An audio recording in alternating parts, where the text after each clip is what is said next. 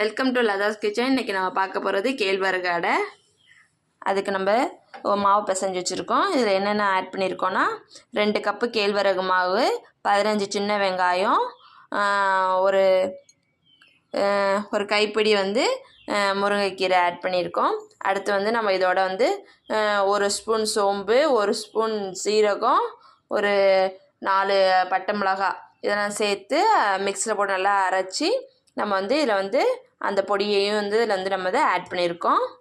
கொஞ்சம் தேவைக்கேற்ப உப்பும் நம்ம இதில் ஆட் பண்ணியிருக்கோம். போட்டு நல்லா நம்ம பிசைஞ்சு வச்சுருக்கோம் எல்லாத்தையும்.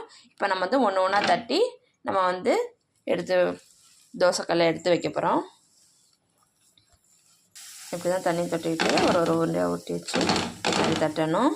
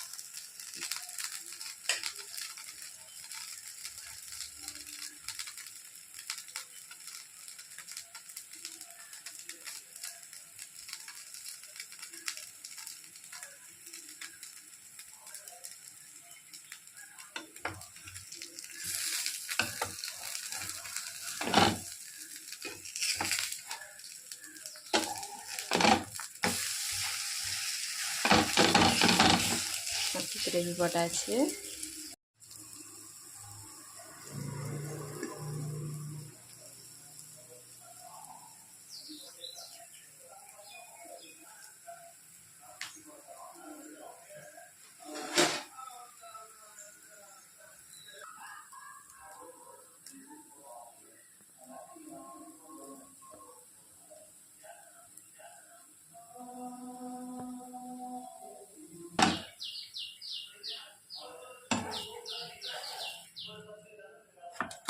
நம்மளோட அடை இப்போது ரெடி ஆகிடுச்சு. இது நல்லா சூடாக இருக்கும் போதே சாப்பிடுங்க. நல்லா டேஸ்ட்டாக இருக்கும்.